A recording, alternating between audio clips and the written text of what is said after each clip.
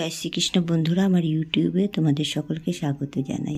দেখতে পাচ্ছি এখানে সূর্যকুণ্ড পাঠশালা লেখা। তো এটা অযোধ্যা থেকে দূরে নন্দীগ্রামে। তো আমরা নন্দীগ্রামে গিয়েছিলাম এই সূর্যকুণ্ড দেখার জন্য। তো তোমাদেরকেও দেখাচ্ছি।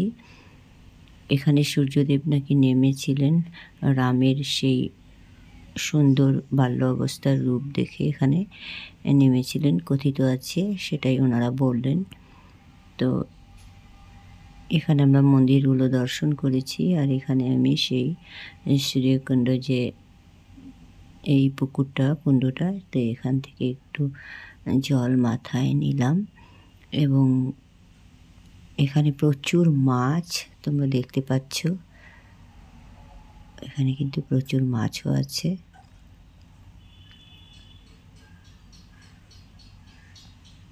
এরপর এই কুণ্ডটা দেখে এখানে রামচন্দ্রের মন্দির, সে প্রণাম করে আমরা চলে গেলাম ভরতকুণ্ড দেখতে।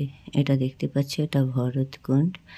এখানে ভরত স্নান করতেন এবং রামচন্দ্র যখন বনবাসে ছিলেন তখন এখানেই ভরত স্নান করতেন। এবং এখানে মন্দির আছে, সেখানে রাখা আছে, আমি দেখাচ্ছি। এই মন্দিরে এখানটায় রামচন্দ্রের পাদুকা রেখেছিলেন। এখানে পাদুকাটা আছে, তো এখানে পাদুকা রেখেছিলেন এবং এখানে স্নান করতেন। সেখান থেকে বেরিয়ে আমরা চলে আসি হনুমানজি এবং ভরতের মিলন মন্দির। আর এখানে বালগোপাল কৃষ্ণা দেখতে পাচ্ছ, বালগোপাল এখানে দেখতে পাচ্ছ। এখানে লাইটিং আছে আর বহু পুরনো মন্দির দেখতে পাচ্ছ।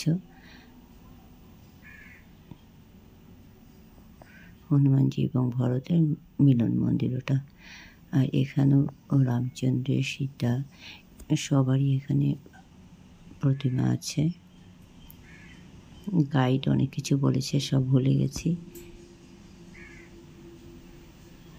তো দেখতে পাচ্ছ সব রাম লক্ষ্মণ, এটা শ্রীরামের চরণ। এখানে এপাশে একটা বিশাল বড় অশ্বত্থ গাছ আছে, আর অশ্বত্থ গাছের চারপাশ ঘিরে মন্দির।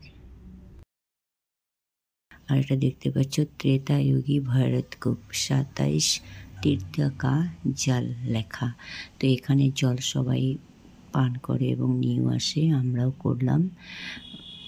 ভিডিওটা জমা থাকলো ইউটিউবে।